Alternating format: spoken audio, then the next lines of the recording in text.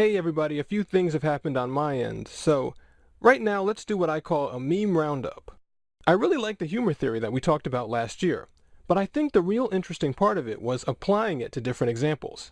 I did that in the papers, but only a few on video. So let's do a few more now, and they should be pretty funny, and we can talk about why they're funny, which should work out well. Okay, first things first, to get a general idea of why we laugh, there's really two key aspects, I think.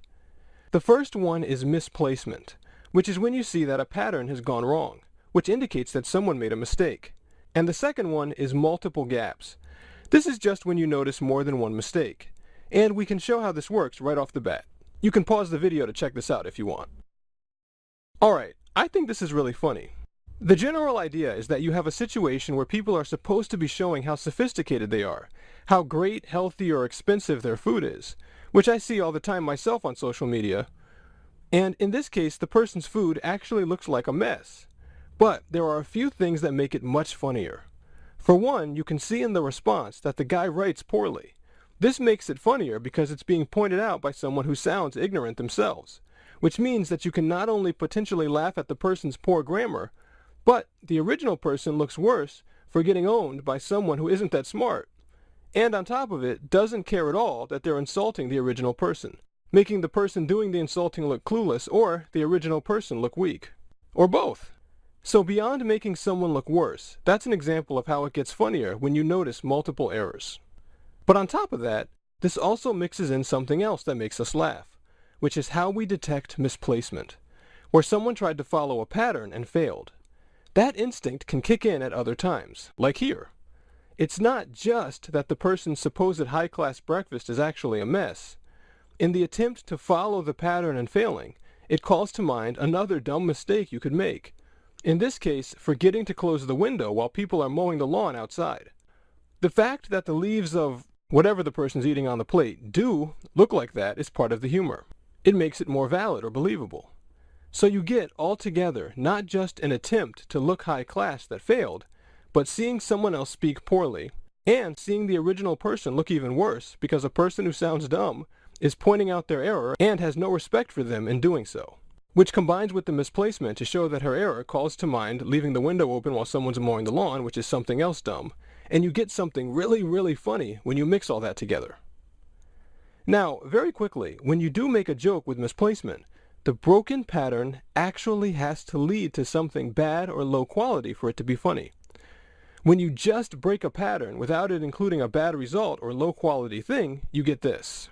Today I'm going to do a comedy. Good evening, ladies. Are you all right? Yes. No, you are all left. She replaced all right with all left, and no one laughed. This isn't funny because just doing something differently isn't necessarily wrong. No one would lose status automatically just because they sat in one place instead of another, unless it was some bigger error. So instinctively we don't need to provide that signal to anyone else that we do by laughing. Now, I did try to laugh at this joke when I saw it.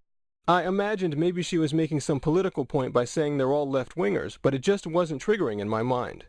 If there was some situation where she was presenting to people who were biased politically and they didn't realize it, or she was going to do a routine about politics, my feeling is that it then might have worked. But even then, if the audience themselves doesn't think being left-wing is low quality, or they consider themselves left-wing and they have anxiety associated with being insulted, they wouldn't laugh themselves, and only I, as the viewer, would laugh. But anyway, that doesn't seem to be what she was trying, and as is, it's just replacing one word with another that's close in our minds without any mistake. So it failed miserably. Another example of multiple errors is in miscommunication clips like this. You came out tonight early, aggressive.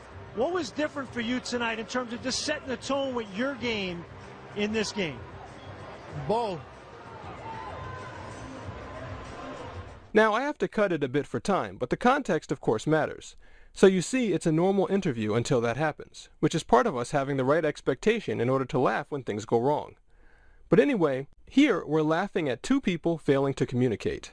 Hito Turkoglu, the player, looks bad because he said something that makes no sense, but apparently expects the interviewer to understand him. And the interviewer looks bad because he's not understanding what's being said. Now, to go into more detail here, The longer they stare at each other, the funnier it gets, until it's just not believable anymore. And after that, there are some things that make it less funny, and let me run the rest of the clip to show you those. Ball. The ball in your hands, and you did a lot with it. I got nothing else to say. Okay, first, Ball. Hito Turkoglu, the player, gives a little shrug. I find that this actually makes it less funny to me, because then it looks like his answer was short on purpose, rather than just him acting weird. And likewise, once you hear them talk, you realize that what he was saying was that what was different for him in that game was having the ball. As in, the coach doesn't normally let him have the ball that much, so this time he had it and did good things. But once I know that, when I listen to the clip again, it's actually less funny. Because again, now there's less errors involved. The interviewer still doesn't understand him, but now you don't identify him as saying something wrong. Here's another example of that. First, let me express again my sympathy here. How's your family holding up? How are you holding up?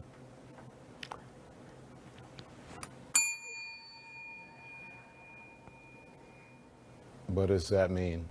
Now, it turns out that Stephon Clark's brother, the person who's being interviewed, was hitting the bell in the same way that you'd hit a bell in a quiz show to indicate that you want to move on to the next question.